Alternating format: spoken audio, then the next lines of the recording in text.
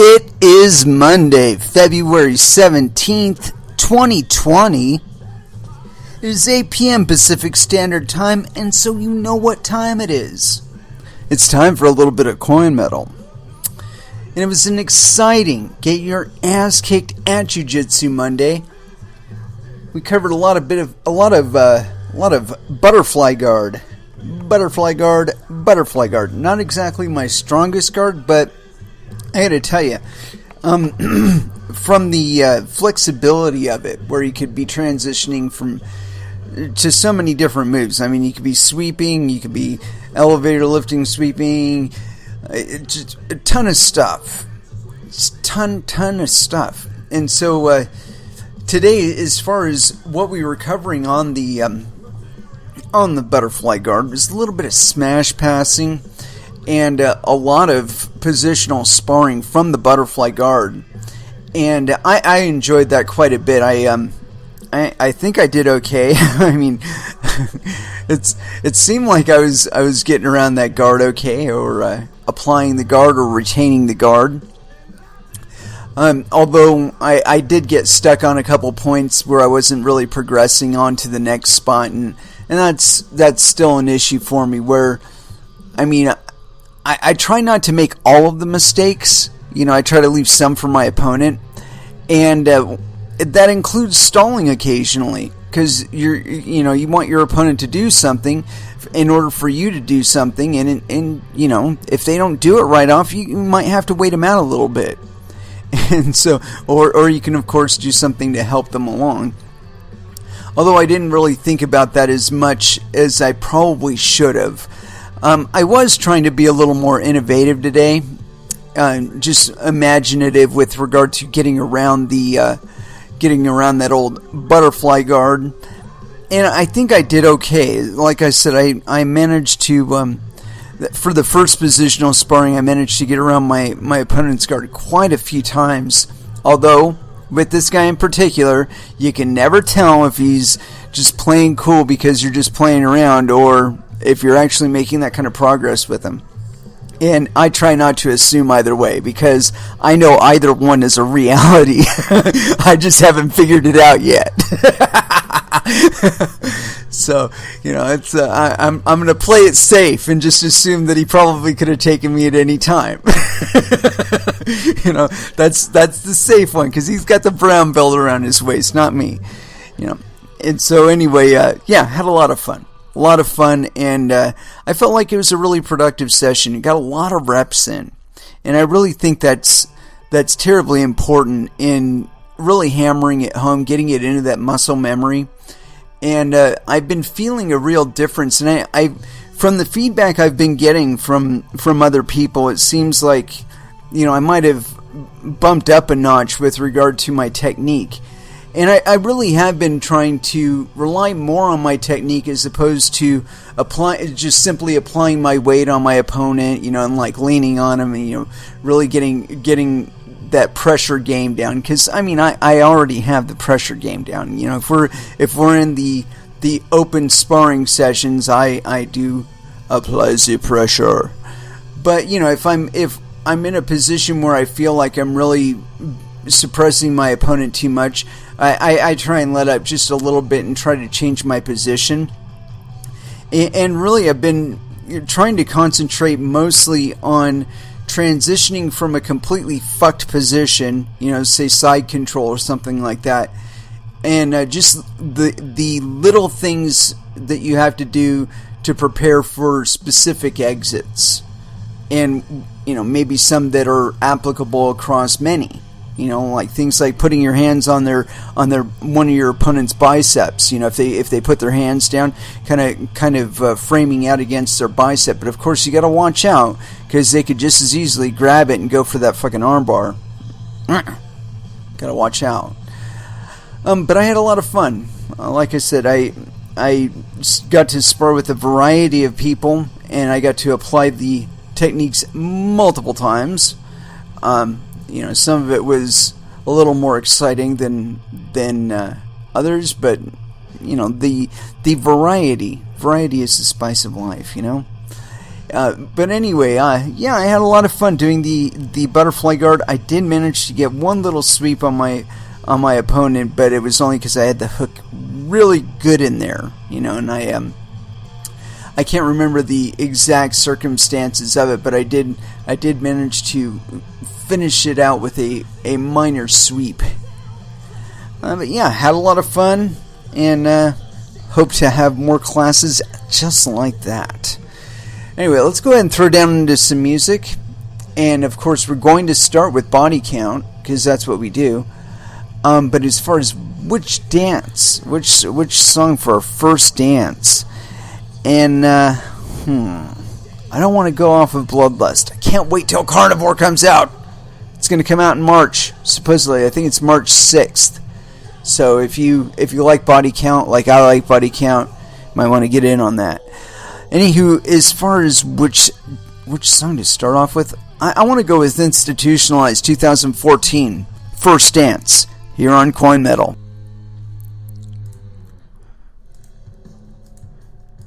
And that was Melvin's with Set Me Straight.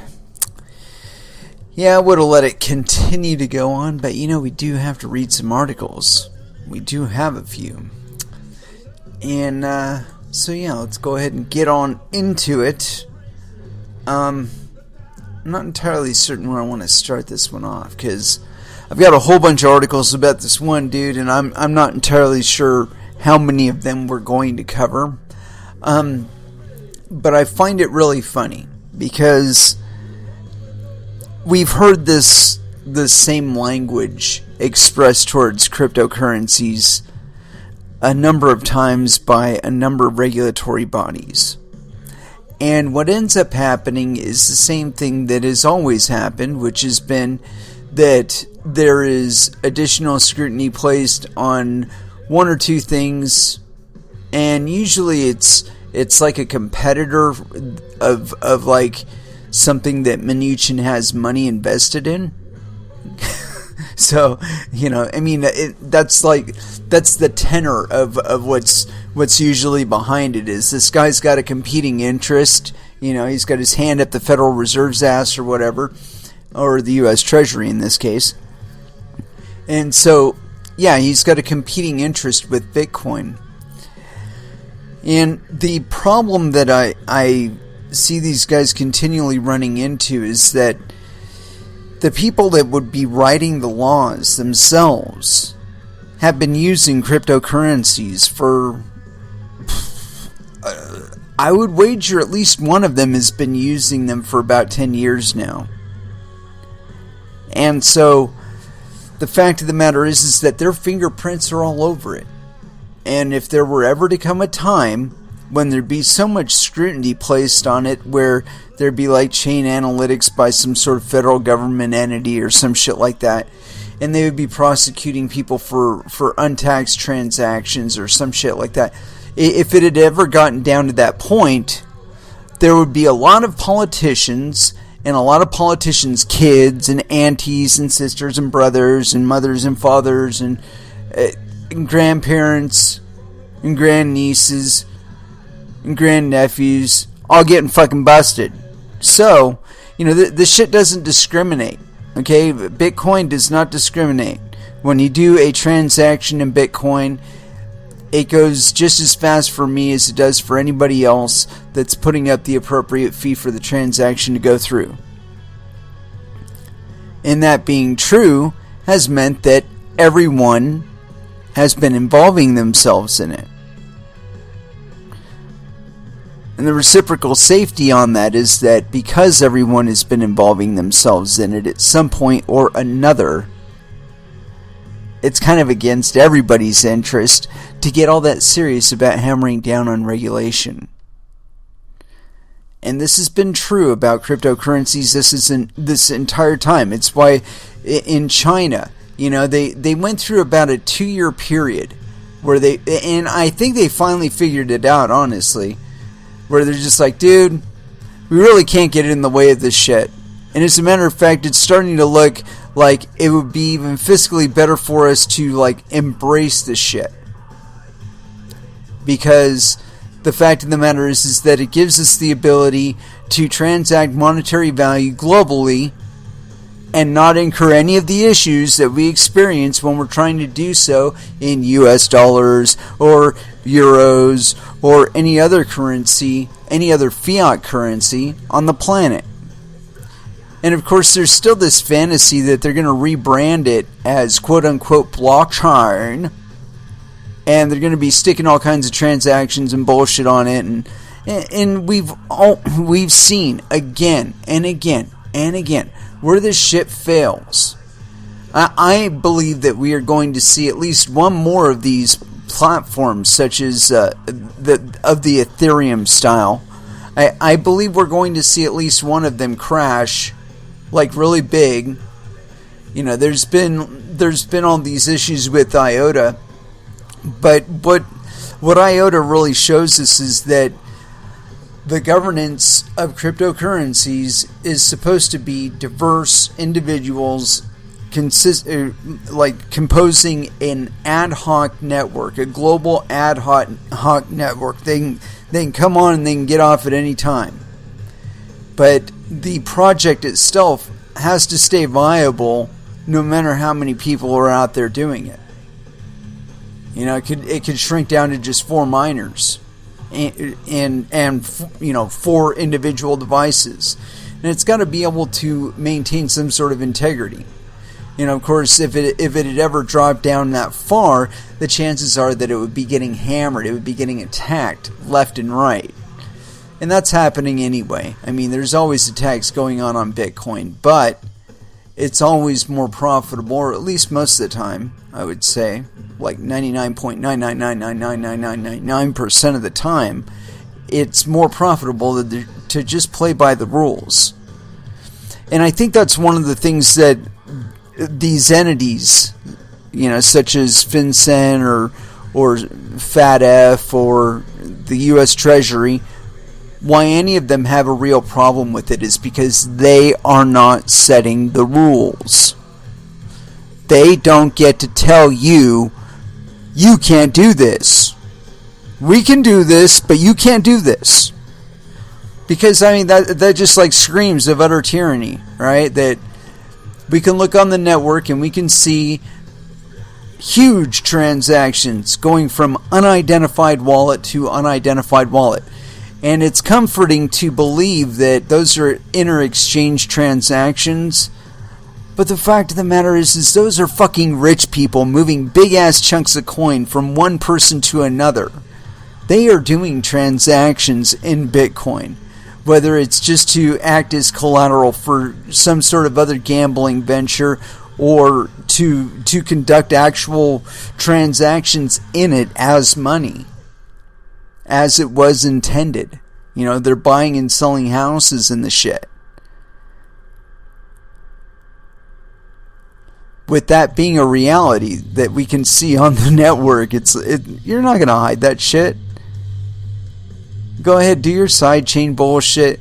The transaction has to settle, or you don't get the money. You know, the money never becomes yours. It just stays in this indefinite state in somebody else's wallet. Anyway, I got this thing. It's on Coindesk.com. U.S. Treasury Secretary Minuchin thinks outlook for Bitcoin is bleak. And this is authored July 24th? What? Why the fuck did this come up? I was looking for a much more current article on this. Let me see if this one is. Yeah, it is. Fuck that Coindesk shit. Alright. FinCrime briefing. Minuchin says crypto reckoning is coming. Westpac hit with more lawsuits. New tech resource against trafficking and more.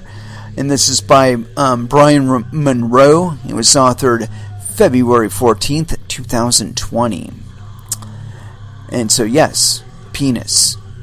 Quote of the day. Love has no desire but to fulfill itself. But if you love and must needs have desires, let these be your desires. to melt and be like a running brook that sings its melody to the night. To know the pain of too much tenderness, to be wounded by your own understanding of love, and to bleed willingly and joyfully. And this is by Cahill Gibran. Okay.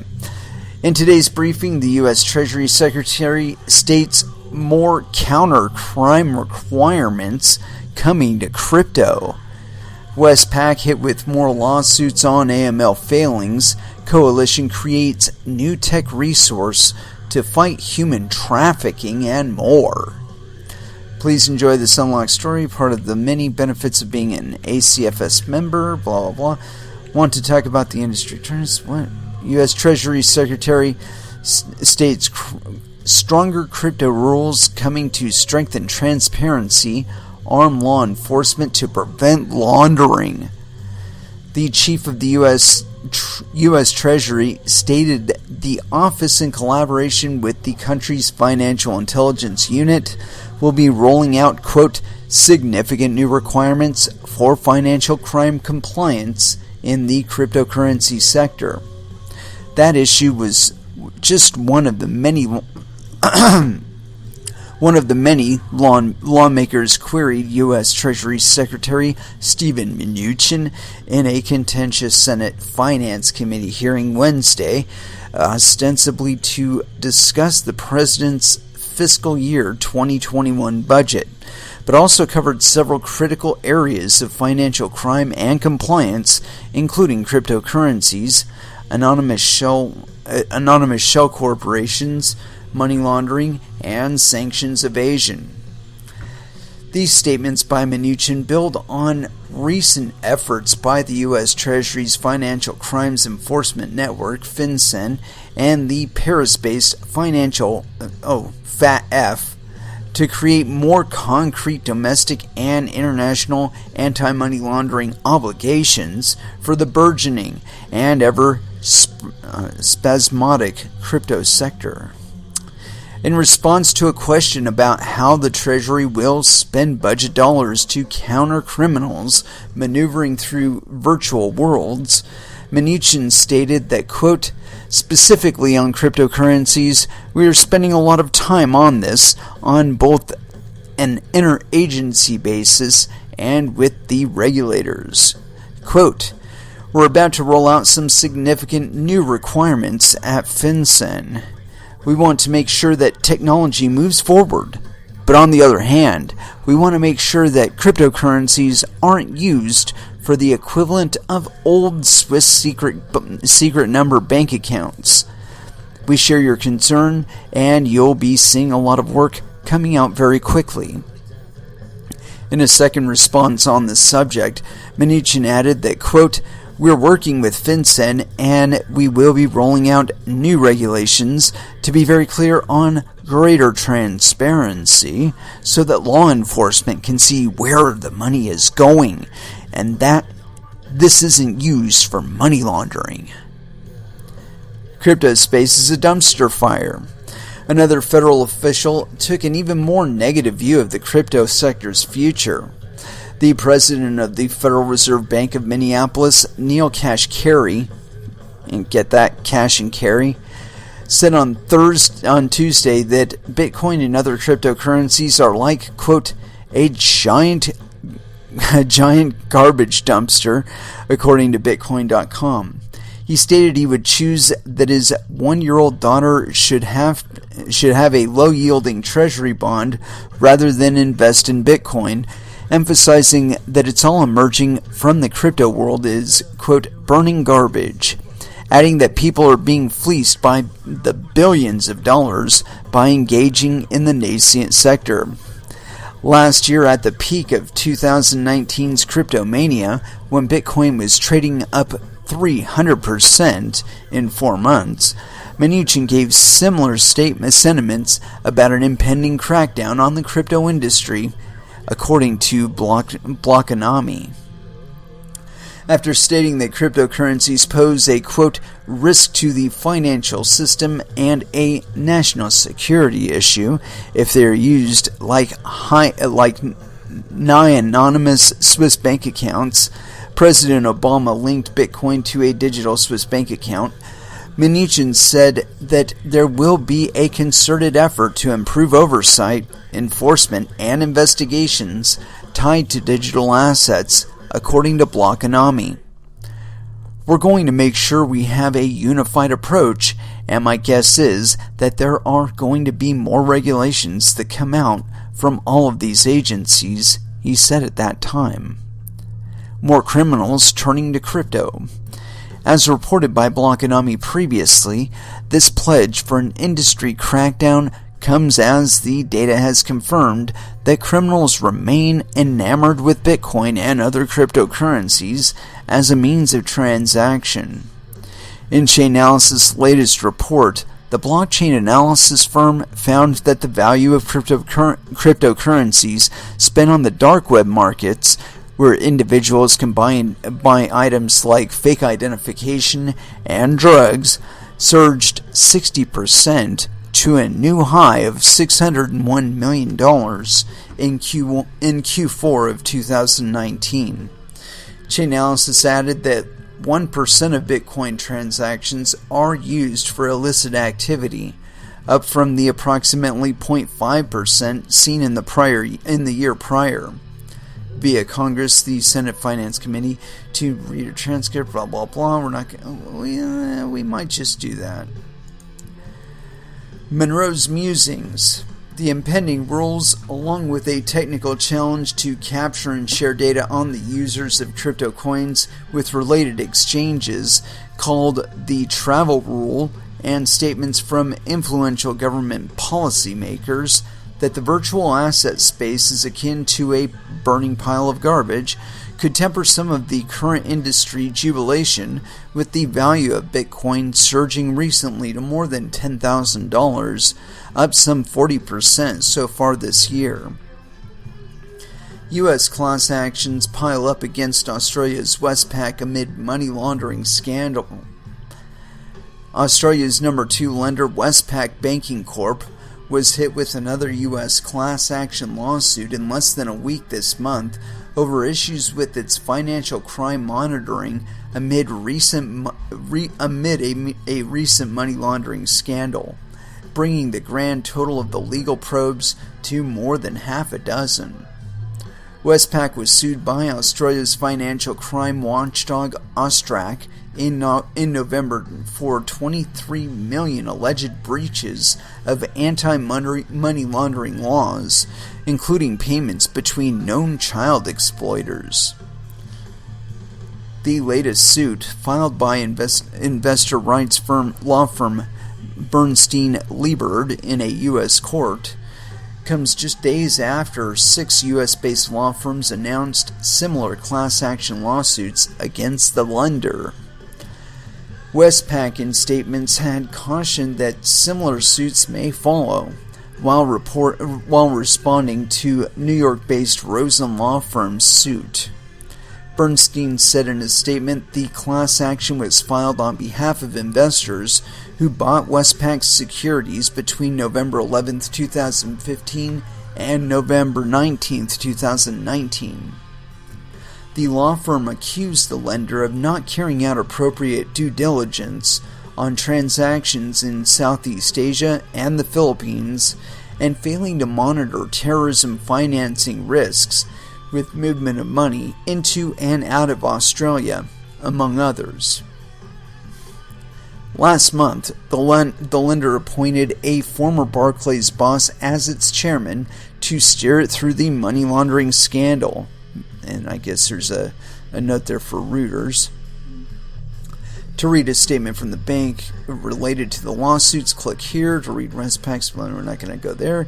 Monroe's musings. In the face of extensive and long-standing AML failures, many banks only had to fear a behind-the-scenes chiding from regulators, or at worst, a formal enforcement action or monetary penalty.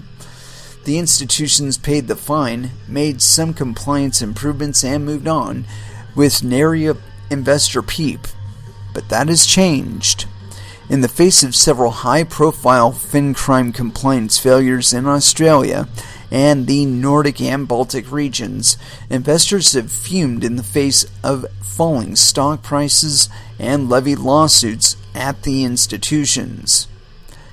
As difficult as this will be for Westpac, there is one bright spot for the brighter AML compliance community. This story could be great ammunition to use when you're trying to get more budget to improve training, systems, and overall resources. Let's see. Money laundering darknet denizen de-resed. DOJ charges Ohio resident with laundering more than $300 million through darknet-based Bitcoin mixer. Federal investigators have arrested an Ohio resident for allegedly laundering more than $300 million through his operation of Helix, a darknet-based cryptocurrency laundering service, an illicit scheme also referred to as mixing and tumbling. The U.S. Department of Justice, in the three-court indictment unsealed February 11th in the District of Columbia, charged Larry Harmon, 36, of Akron, Ohio, with money laundering conspiracy, operating an unlicensed money transmitting business, and conducting money transmission without a DC license. Just the latest move in broader efforts by investigators and regulators to find out where illicit funds are entering the real and virtual worlds. In recent years, the U.S. has partnered with a bevy of international partners to take down many of the world's largest darknet markets, with following the money to related crypto exchanges, some that openly flouted global anti-money laundering best practices. According to the indictment, Harmon operated Helix from 2014 to 2017. Helix functioned as a Bitcoin mixer or tumbler, allowing customers for a fee to send Bitcoin to designated recipients in a manner that was designed to conceal the source or owner of the Bitcoin. Helix was linked to and associated with, quote, Grams, a darknet search engine also run by Harmon, who advertised Helix to customers on the darknet as a way to conceal transactions from law enforcement. Investigators say Helix moved more than 350,000 Bitcoin, valued at more than $300 million at the time of the transactions, on behalf of customers, with the largest volume coming from darknet markets. Helix partnered with the darknet market Alphabay to provide Bitcoin laundering services for Alphabay customers. Alphabay was one of the largest darknet marketplaces in operation at the time that it was seized by law enforcement in July of 2017 via the DOJ. Monroe's musings. What the story doesn't highlight is that the crypto industry's most infamous darknet marketplace remains the Silk Road, which launched in February 2011 before being shut down by authorities in 2013. Its founder, Ross Ulbricht, aka Dread Pirate Roberts, was arrested and sentenced to life in prison in 2015, convicted of money laundering and aiding in the distribution of drugs, computer hacking, and fraud, among other charges. In 2017, U.S. authorities shuttered the major dark web marketplace Alphabay, through which vendors had purportedly hawked fentanyl, heroin, weapons, malware, and a series of Bitcoin-related heists, the partner group tied to Helix. A decade ago, a criminal jumping borders into the real or virtual worlds could stymie investigators who saw authority or ability wane in these scenarios. But groups within the U.S. Department of Justice, IRS Criminal Investigations Division, and other federal investigative services have cut their teeth building knowledge and capacity to better investigate the darknet sites, virtual exchanges, and uncover the flesh and blood identities or seemingly invincible virtual avatars, as was evidenced by recent takedowns of Goliath darknet sites. The story makes it clear that U.S. investigators and international allies are still following the money tied to those in other darknet markets to find the mega laundering hubs in virtual worlds. This story also puts more pressure on brick-and-mortar banks the world over because these institutions are the physical nexus where users must deposit or take out money going or coming through cryptocurrency exchanges that could have touched this tainted mixing site. Resource from Better Fight Against Human Trafficking. Interactive map of anti-trafficking tools. This actually is off of where we wanted to go. I just wanted to cover the additional crackdown, I guess. But you notice something about this. The Alphabet takedown was related to Silk Road, and this one, Helix takedown, was related to Alphabet.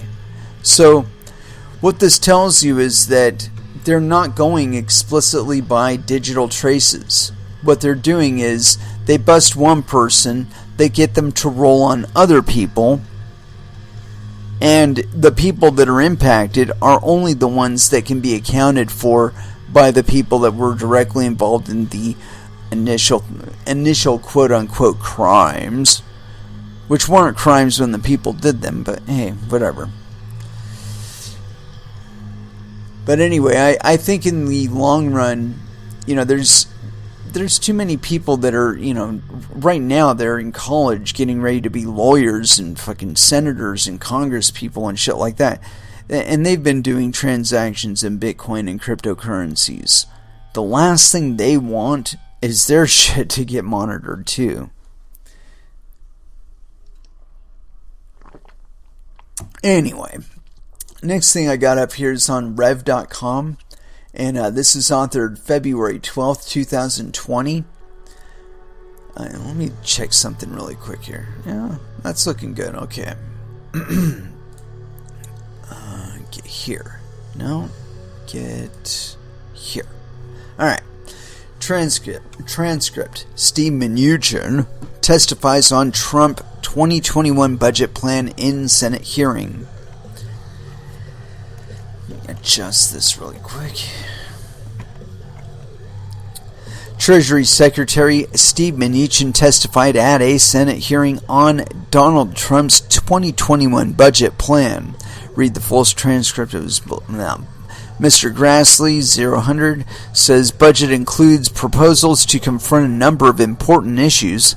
I want to work with the President, the Secretary, and others in Congress to address these and other pressing issues within our community's jurisdiction. Drug pricing and multi-employer pension crises are two such issues that must be dealt with. This budget proposal comes at a time when the economy is very strong, especially for working families.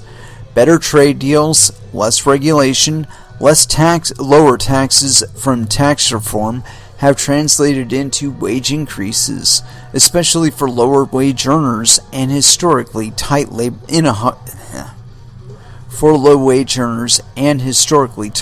market. Mr. Grassley at 49 seconds. Over 6 7/10 million jobs have been created since President Trump was elected, with nearly 70% of the job gains occurring since we passed the Tax Cut and Jobs Act. Unemployment has fallen to a 50-year low. We've had 23 consecutive months with unemployment rate at or below 4%, the longest streak in 5 decades. Unemployment for Hispanic and for African American workers has set an all-time record low. American middle class is growing and families are benefiting, with a family of 4 earning $73,000 seeing their tax bill cut by over $2,000 after tax reforms. Statistics like these show that tax reform is a success. The Treasury Department's work to implement the new tax law has been an important part of that success. We appreciate the diligence and, of course, the dedication of Treasury and IRS maintaining over the last 18 months to release extensive guidance necessary for hardworking Americans and the business community to file their tax returns despite Treasury's steadfast efforts. Mr. Grassley again at 2 minutes and 15 seconds. However, we have critics, and those critics have continued their assault on the department for doing its job. Criticism that is unfounded. While the Treasury plays an integral role when any major tax legislation is enacted, the heavy lifting occurs when that legislation is being implemented. Treasury is following the same process set out in the Administrative Procedures Act that has occurred after enactment of other tax legislation, like, for instance, the Affordable Care Act. Critics continuously use preliminary and incomplete data to distort the efforts of tax reform to support a political narrative. Critics focus on revised CBO projections of corporate tax receipts is just the latest installment, as I discussed in my statement yesterday to my fellow senators. Similar, we recall all the misinformation campaign in the last year's filing season when critics tried to persuade the public that tax reform was a failure because early tax refunds were down. Of course, critics conveniently ignored that the size of the tax refund says nothing whatsoever about the tax liability of an individual. In the end, the criticism proved to be flat out wrong. Americans got tax relief, and the average size and number of refunds ended up being closely in line with previous years. I'm hopeful that we can avoid similar scare tactics with this year's filing season. Nothing that critics can say will refute the fact that every income group in the state saw tax cuts under tax reform, and this is particularly true for low and middle income families, as we see statistics almost weekly about blue-collar workers getting higher percentage wage increases on average than the management class. Instead, I hope that we can work together on policies that will benefit all Americans, including some of the President's budget proposals.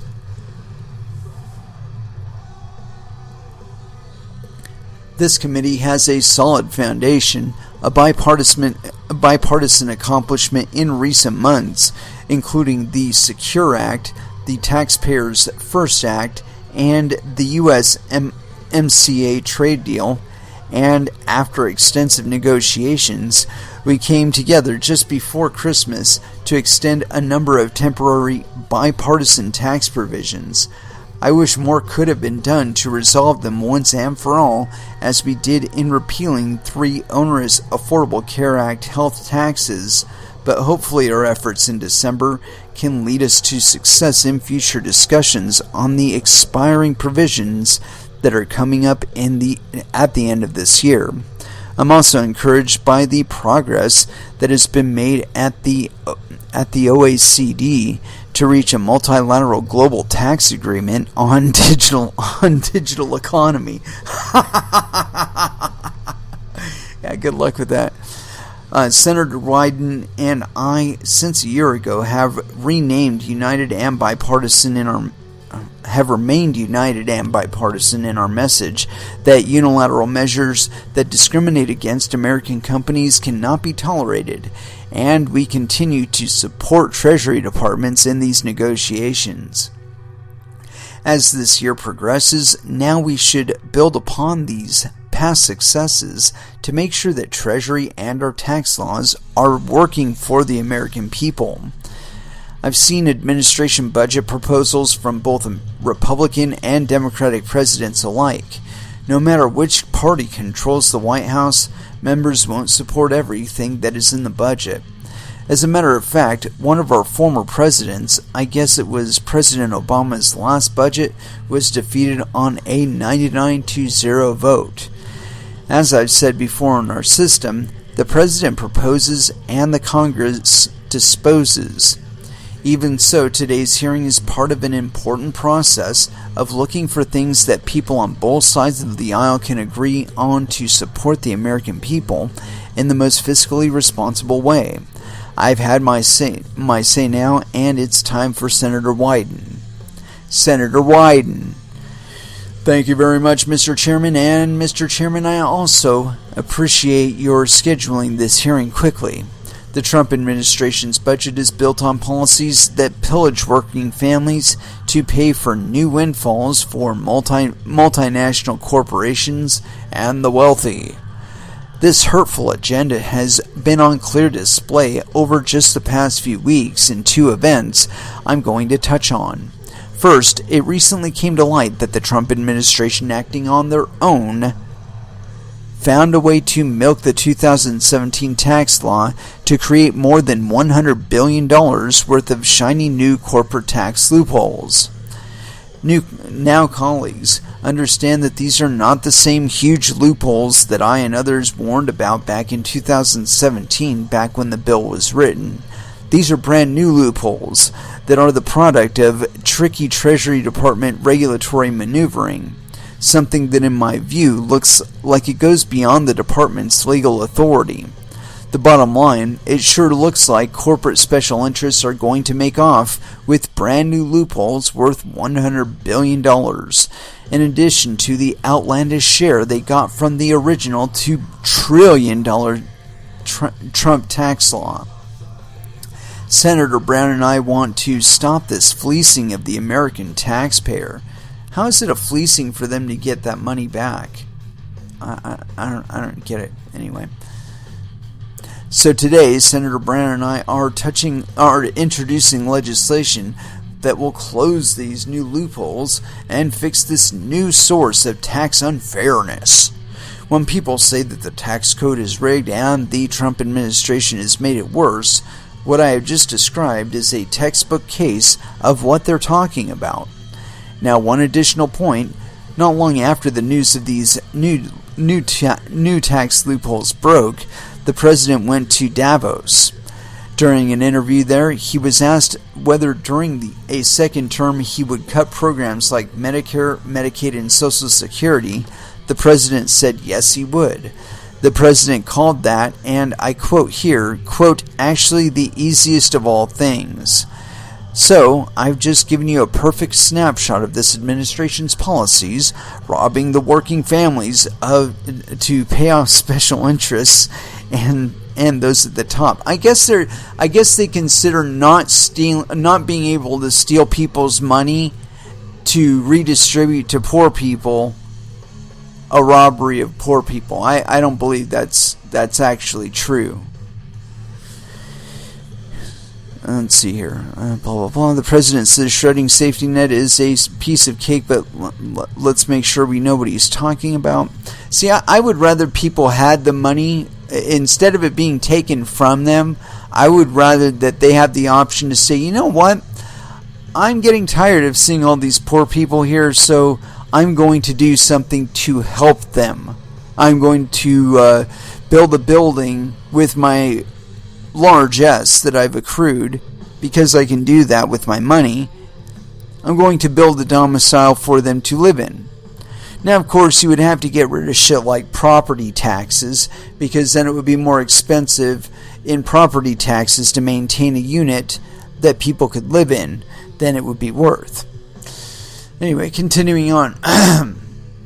Senator Wyden, he's talking about Medicaid, a program that pays for 2 out of 3 nursing home beds in America, and that's taken place in a country where growing older is really expensive. And families, even those who've scrimped and saved, they've run out of money to pay for long-term care. The president's talking about Medicare, without which millions of seniors would have no hope of getting high-quality health care or affordable prescription drugs. The president's talking about Social Security, which keeps American workers from retiring into deprivation and desperation. The Trump budget cuts in those programs amount to more than $1.5 trillion. Probably goes over just fine with the ballroom crowd at Mar-a-Lago, but I'll tell you, it is a terrifying prospect for the hundreds of millions of Americans who every single month walk an economic tightrope and count on Medicaid and Medicare and Social Security to be there as a lifeline for them in the tough days ahead. Senator Wyden added up pretty clear picture. The Trump administration will tune out the needs of the middle-class families, but gives the world and to any corporate lobbyist who comes along calling at the Treasury Department. You see it in Secretary Minuchin's stewardship. You see it in the budget as I've shown. You see it in the President's own words. Thank you, Mr. Chairman. I appreciate your holding this hearing quickly and look forward to hearing from our colleagues. Mr. Grassley, and you know what? I'm actually going to take a break here. I'm going to go ahead and throw back down into some music for a bit, but I want to see if I can find, like, Minuchin and where he's actually talking about cryptocurrency, because I think that's the most concerning about anything this thing has to say. But until then, until I actually find that, we're going to go ahead and throw back down into some music. And, I haven't been playing these guys at all. And I think it's because I find it tough to fit their music into certain stuff. And so here it is, Irreversible Mechanism, Beyond, here on Coin Metal.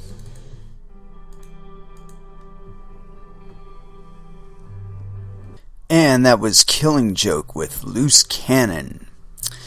So, I determined that that was not exactly the kind of thing that we really wanted to get into. It wasn't the coverage that we wanted. But anyway, I got this other article here. It's on Forbes, and it was authored February 16th, 2020 at 5:51 a.m. Blow to Bitcoin as significant crypto crackdown suddenly revealed. And this is by Billy Bambreux. So yes, penis. And yeah, this week Treasury Secretary Steven Mnuchin warned that significant new Bitcoin and cryptocurrency regulations are on their way. Minneapolis Federal Reserve President Neil Kashkari branded cryptocurrencies a giant garbage dumpster, and the U.S. Department of Justice called Bitcoin mixing a crime. However, the news has failed to much move the Bitcoin price, which remains up almost 50% since the beginning of the year.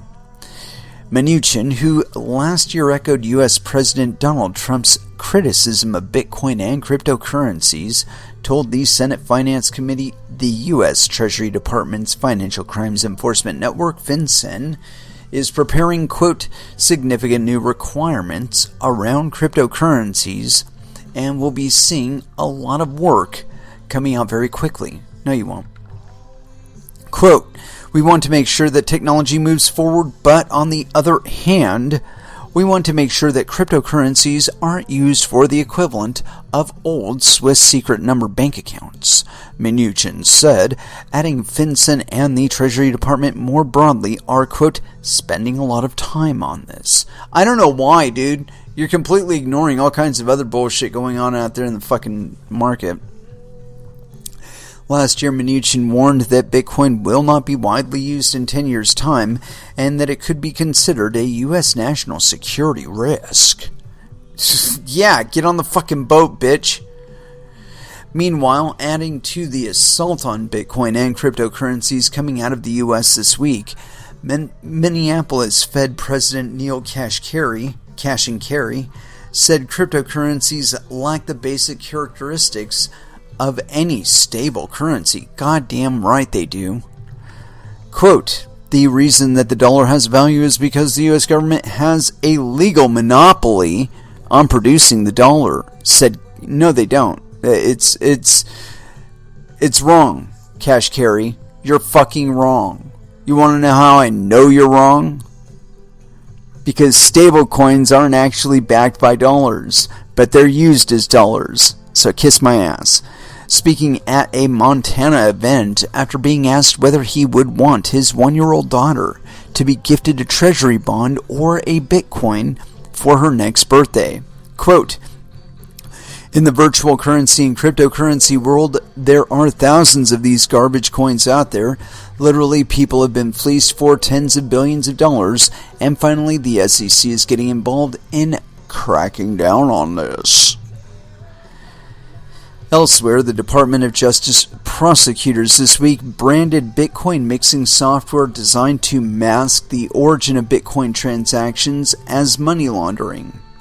In the indictment of Larry Harmon, who was this week arrested for his alleged involvement in a money laundering conspiracy worth more than $300 million, the Department of Justice referred to Harmon's Helix software as, quote, money transmitting and money laundering business. The Bitcoin and cryptocurrency regulatory landscape in the U.S. has long been found stifling by the nascent crypto industry, with some choosing to more favorable choosing to move to more favorable regions such as Switzerland.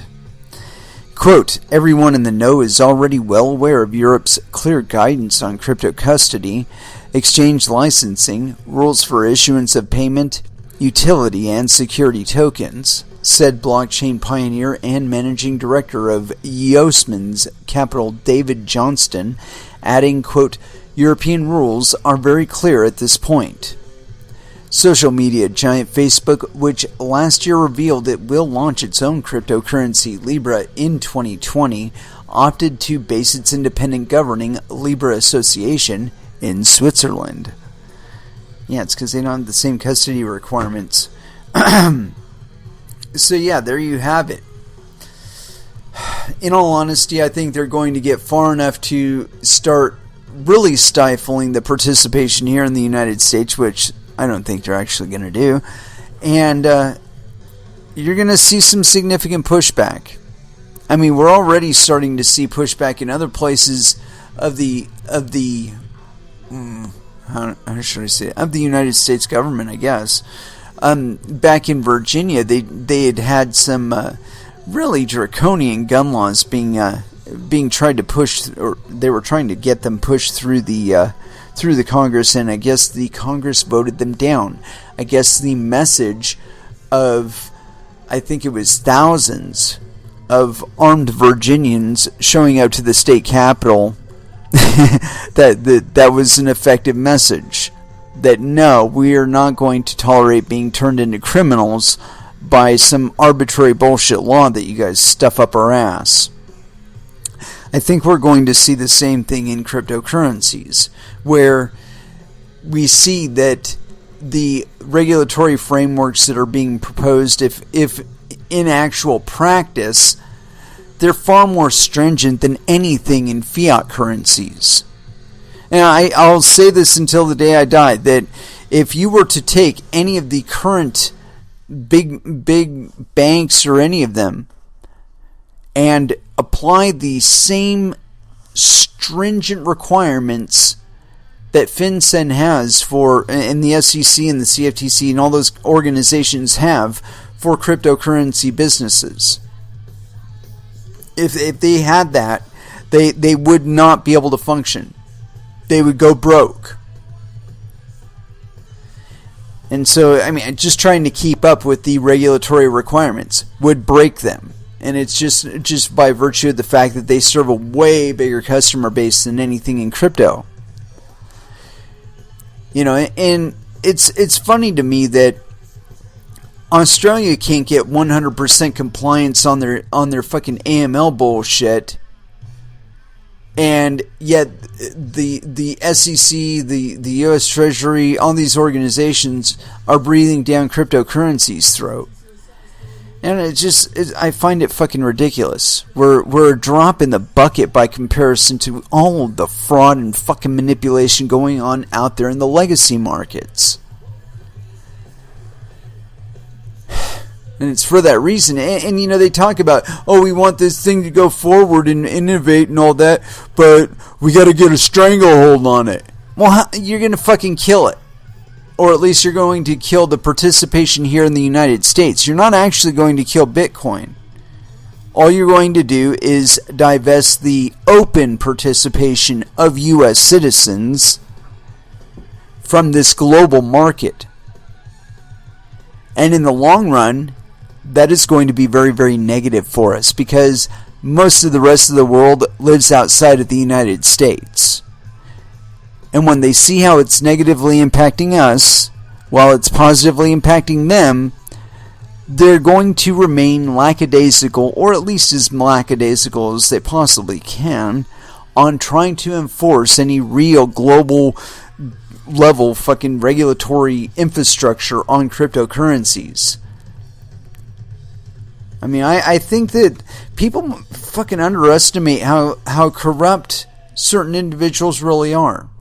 And when I say corrupt, I think that term is an abuse of what these people actually are, only because most of what they are doing doesn't really hurt anybody outside of their own little segment of the market. But the thing is they don't get the same standard of justice applied to them as we do. And so they get away with shit that would be illegal for any of us to get away with. But, because of the regulatory clarity that's been brought about in legacy markets, i.e. most of us have been kicked out of the high echelons of banking, never to ascend there, unless, of course, we got married into some rich family or something like that. But that's where cryptocurrencies are different. Because regardless of what happens with Bitcoin or any other existing cryptocurrency, there's always the possibility that another one will break out. And I think it'll be kind of like how should I say this? Kind of like antibodies, like your immune system. Whenever there's too much market abuse by the Federal Reserve and the U.S. Treasury and other such organizations, that a cryptocurrency bloom will start and people will divest themselves of the systems that they're monitored and taxed and tariffed and regulated on. Now, I don't think that's an accident. I think that it's a foreseeable thing. It's a foreseeable fact that if people are getting abused, that they'll move on to other ways of doing business, other mediums of exchange. But I think what's coming with regard to this is probably unprecedented.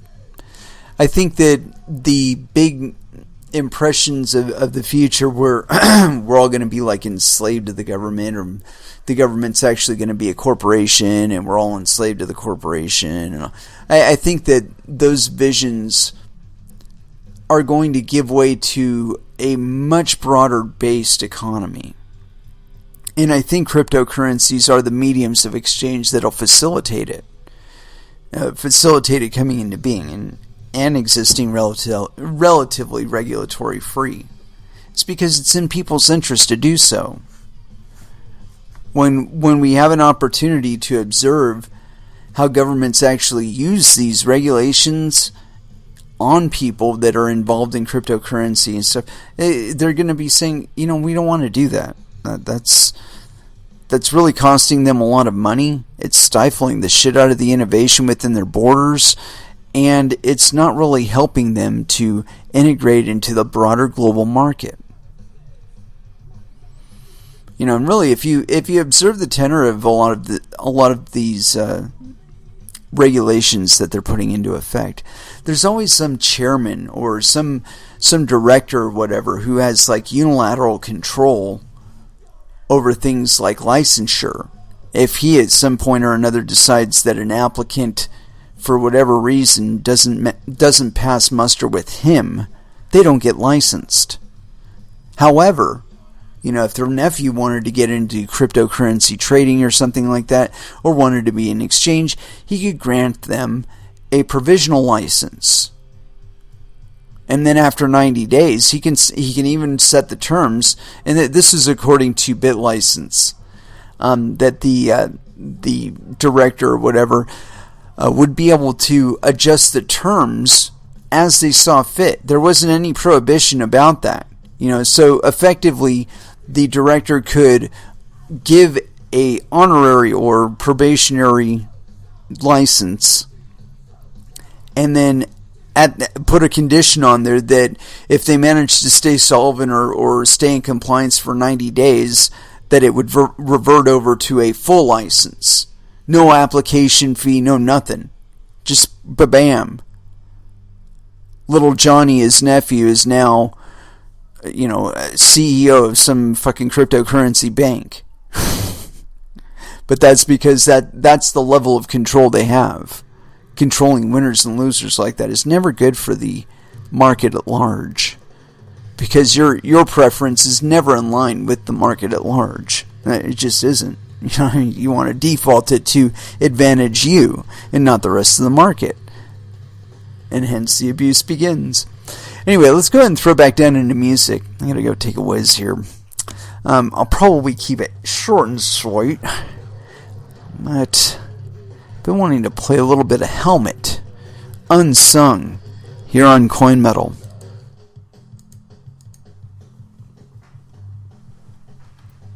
And that was Gizmochi, Burn. And so, where are we going to go next? Here we go. This is another example of control and silly people thinking they have it here in crypto. Anyway, this one's on news.bitcoin.com. Craig Wright's $100 billion theft claim. BTC and BCH used his database without permission. It was open source, asshole.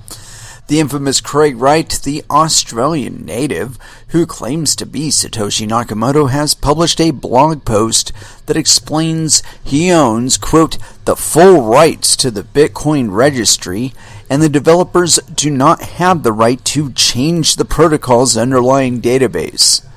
Wright's recent blog post makes it seem like, quote, legal redress is coming to a few specific blockchain projects in 2020. Moreover, the photograph from a Slack channel shows Wright claiming that BTC and BCH broke contractual rights, and they are, quote, are in effect a theft of 100 billion plus USD. Jesus Christ. Self-proclaimed Satoshi Nakamoto claims developers forked Bitcoin's underlying database without authority. On February 13th, Craig Wright published a blog post on his website called Forking and Passing Off. In the post, Wright goes into great detail about forking a software branch and codebase that derived from Bitcoin's original code. According to Wright, digital assets like LTC and Ethereum are considered forked codebases derived from Bitcoin. Corecoin, BTC, differs in the sense that it both copied the database and sought to pass off the new system as the old or original, Wright emphasized. Wright then explained his opinion of how the open source MIT license works, and he thinks that developers do not understand how the system works. For instance, Wright mentions, quote, Linux and OpenOffice are each open source products. If I was able to write a novel using Linux as the operating system and OpenOffice as the editing platform, the software remains open source, but the product of my work does not. With Bitcoin, Wright claims he owns all the rights to the original codebase. Quote, as the sole creator of Bitcoin, I own full rights to the Bitcoin registry, Wright asserted. Quote, people can fork my software and make alternative versions, but they have no rights to change the protocol using the underlying database, Wright continued. I was explicit when I said so by putting forward reasons not to fork the database, yet both Bitcoin Core and Bitcoin ABC global partnerships under law have sought to use my database without authority. The self-proclaimed Bitcoin inventor then detailed that rather than seeking licenses, these development teams, quote, sought to attack my character and impugn me. So Wright says he's taking action and control over his system. Those involved with the copied systems that are passing themselves off as Bitcoin, namely BTC or Corecoin and BCH or Bcash, are hereby put on notice. Please trust me when I say that I'm far nicer before the lawyers get involved, Wright stated.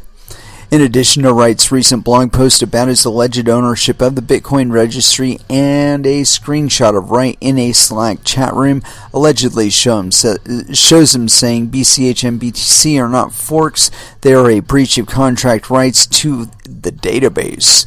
Wright's statement in the screenshot also states, yeah, they are in effect a whatever. I'm a fucking idiot. Claiming lawsuit allegedly littered with thousands of redacted documents. Wright has also been dealing with the Kleeman lawsuit, and the plaintiffs have accused him of obfuscating thousands of documents. Kleeman's legal team said that Wright claimed attorney-client privilege over 11,000 documents, and also reported that the bonded courier is a lawyer who cannot share any information with the court. In the most recent court filing, Wright insisted that he is both, quote, exercising a right and fulfilling an obligation by not sharing the thousands of documents with the plaintiff. Plaintiffs make this remarkable demand on the grounds that a dissolved corporation has no such privilege. Wright's defense team noted this request is contrary to both Florida law and Australian law, both of which hold that a corporation's privilege is not extinguished upon a corporation's dissolution. The privilege firmly holds its ground and transfers to the successors or similar representatives. The filing from the law firm Andrews Rivero further detailed, quote, plaintiffs' reliance on the federal privilege is misconceived. This is a diversity action, and attorney-client privilege is governed by state law. Plaintiffs erroneously proclaim that the attorney-client communications are not privileged unless the privilege is, quote, claimed. Not surprisingly, they offer no support for that argument. Wright is still unable to prove the validity of the Satoshi claim to the greater cryptocurrency community. Despite the recent blog post and statement about the BTC and BCH being a theft of $100 billion plus USD, his latest argument has been downright comical to the greater cryptocurrency community. From the BBC interviews to the cover of GQ, Wright has been claiming to be Satoshi Nakamoto for years now, and more recently has been far more brazen about his claim.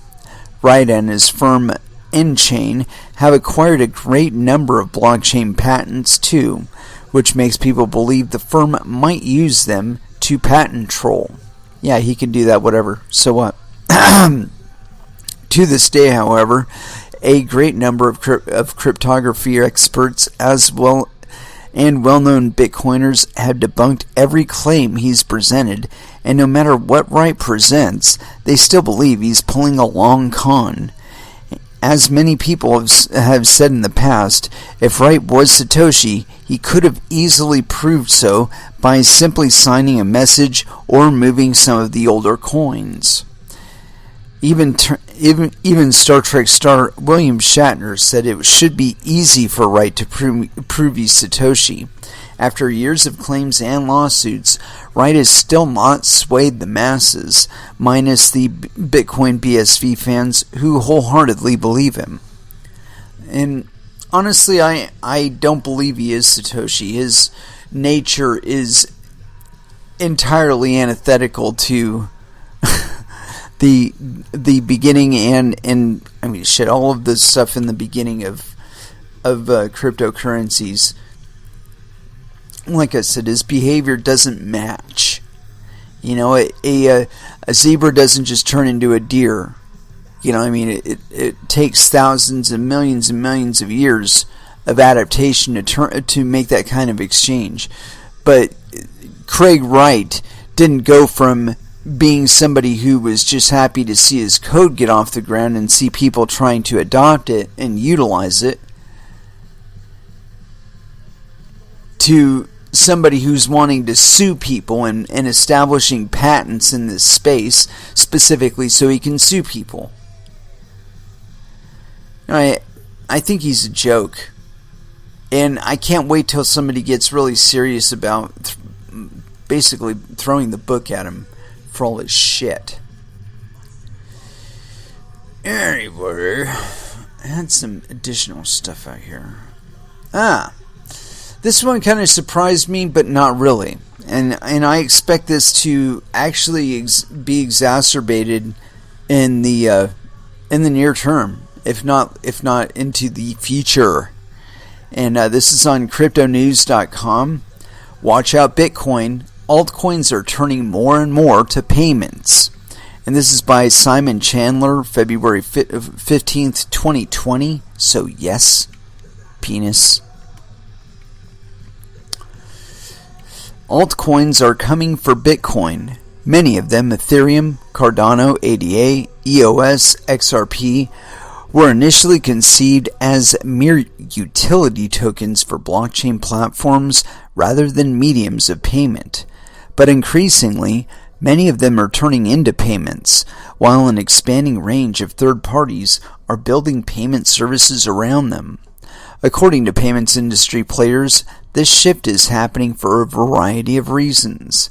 From the emergence of Facebook's Libra to the growth of stablecoins and the superior scale offered by certain blockchains, altcoins have targeted a growing interest in crypto payments, while also proving their ability to satisfy such rising demand.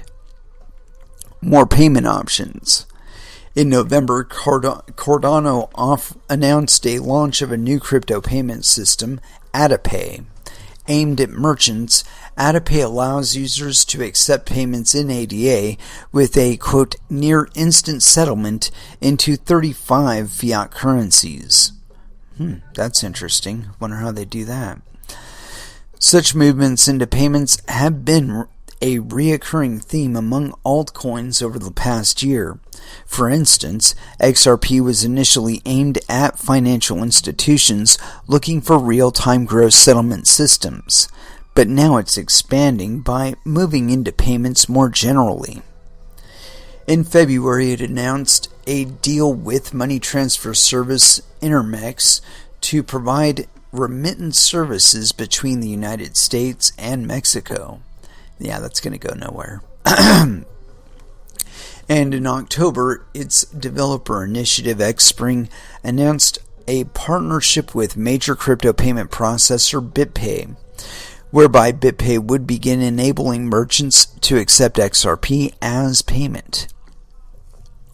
Even if altcoins aren't launching new payment systems themselves, many are increasingly signing deals through which they'll be accepted by services. In September, BitPay announced it would begin accepting payments in Ethereum, for example. Similarly, payment gateway GoCoin announced in May that it would be accepting ETH and EOS in addition to the likes of Bitcoin. Yeah. Then there are numerous examples of third-party companies launching payment services around the existing crypto ecosystem. In November, digital payment service provider Wyrix announced the launch of its Wyrix Visa Travel Card, which would enable users to spend Ethereum, XRP, and other currencies abroad. Not a surprise. But why is this movement happening? For Sean McKay, the operation lead at payment processor Coin Payments, the emergence of Libra and the interest of governments in blockchain-based payments has spurred private companies to get more involved. The recent discussions of Libra have kick-started discussions of government-controlled digital currencies, showing that the trend is to move away from cash and towards digital currency, he tells CryptoNews.com. Based on this trend, it should come as no surprise that the more startups and companies are focused on their efforts in the digital payment space. More simply, the speed and efficiency offered by crypto-based payments is motivating a greater demand for such payments. So companies and crypto projects have been increasingly moving to meet the rising need. Quote, blockchain payments deliver a better customer experience than traditional or legacy pay methods, explains BitPay CMO Bill Zielke. While these benefits are not a surprise, the pace of adoption occurring is. Zielke points out that leading brands like Amex, AT&T, and Dish Networks are accepting cryptocurrency payments through BitPay and other crypto payment services in order to, quote, attract new users and sales at lower costs to traditional pay methods, encouraging growth and stablecoins. It's still early days, but most payment payment service providers report that there has been very encouraging growth in the uptake of altcoin payments. Quote, in the past year, we have added around 10 new currencies for the convenience of our users, and some of them have had extreme success, such as XRP, says Veronica Mishura, the marketing manager at CoinGate. Quote, even though it wasn't originally created as a payment currency, it proved that it can perform as such successfully. As a December blog from CoinGate pointed out, XRP enjoyed 174% growth in usage between February 2019 and the end of the year. Similar increases are visible elsewhere. Quote, BitPay has only recently begun accepting Ethereum, XRP, USDC, GUSD, and PAX, says Zielke. Quote, we see great promise in providing our customers choice, and while the data is new, we are seeing encouraging growth and expecting that growth will continue. Interestingly, other payment service providers report considerable growth in the area of stablecoin usage. Tether payments have been trending up since the beginning of 2019, says McKay. According to Coin Payments figures, Tether represents only 5% of payment volume in January and February. Between October and December, it represented 32%. Who will win? In McKay's opinion, stablecoins are one variety of crypto assets that are superior to BTC in terms of their utility as payment tokens. Quote, Tether and other stablecoins are the best cryptocurrencies for everyday payments as they don't have a volatile exchange rate and allow merchants more flexibility and time to decide whether to store or convert. However, stablecoins are not considered to be cryptocurrencies, while BTC is superior in terms of decentralization. That said, most payment gateways are pretty neutral when it comes to predictions of whether Bitcoin will be a dominant method of payment or whether it will be overtaken by altcoins. Quote, in our opinion, Bitcoin and altcoins can easily coexist as a way of payment, said Mishura. However, It is again up for the users to decide what is more suitable for them. But according to McKay, a prediction of which cryptocurrencies will become dominant can be made indirectly without naming names. Quote, going forward a few years, if and when prices start to stabilize, cryptocurrencies that are highly liquid and have a fast confirmation time will be considered better payment coins, as consumers won't have to wait around for transactions to confirm, and merchants will be able to liquidate their coins with ease. That's absolutely correct. And I really believe that the whole off-chain bullshit, I think that in the longer term, we're going to see less and less of that as a promised option or a given option, just because we're going to see where the custodians themselves either fail due to inability to get proper licensure to operate in a wide enough market to be usable for anybody, or where they will simply fail due to incompetence or greed, or poor planning. You know, these are all things that we've seen in the past, and I believe we'll continue to see them in the future as long as people try to fill this position between you and your money, like that's like something that has to happen. I don't believe it does have to happen, and I believe that cryptocurrencies are the way for us to directly hold on to our own monetary wealth, our own digital property, so to speak, without the need for a third party. And this changes the dynamic of things like taxation. It basically upends the whole thing. And I think that kids these days are having enough experience with cryptocurrencies that they're starting to note the advantages and disadvantages on their own.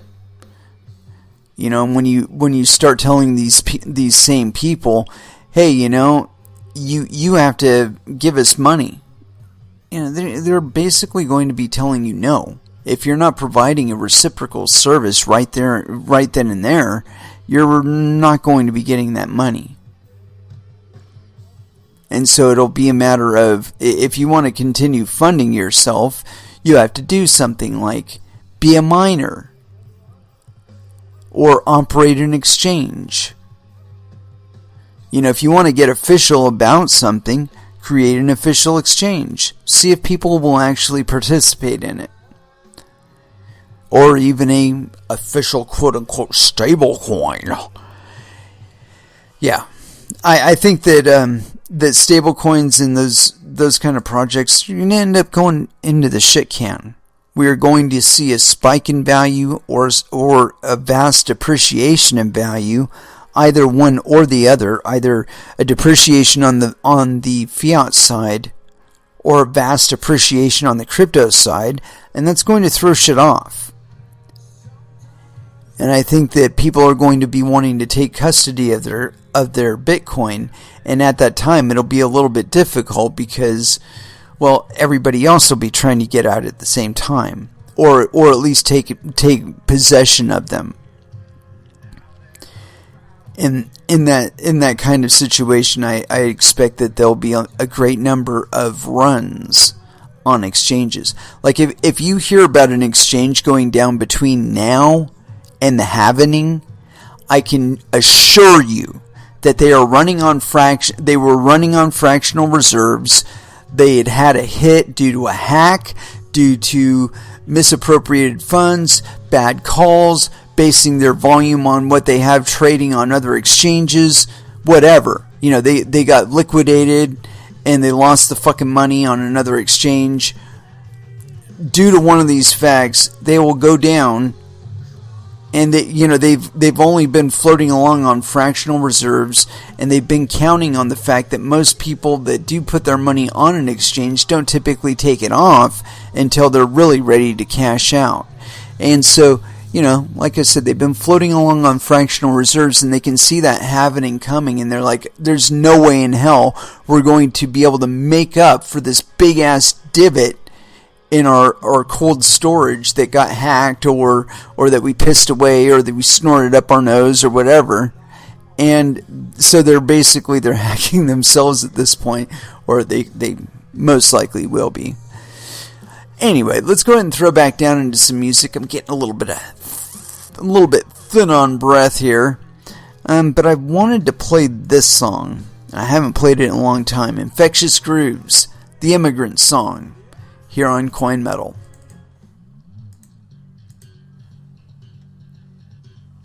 And that was Megadeth with Liar. And then so, it is with that I'd like to close out this episode. Thank you very much for listening. I certainly do appreciate the support. We will be back again on Wednesday at 8 p.m. Pacific Standard Time. And so until then, I want y'all to trade safe. Do your homework. And watch out for your own bunghole, because nobody's going to do it for you. Not even Stephen Minuchin. And so, as far as our last dance is concerned, I don't think we actually got any Fear Factory. And that's a shame. We need to resolve that.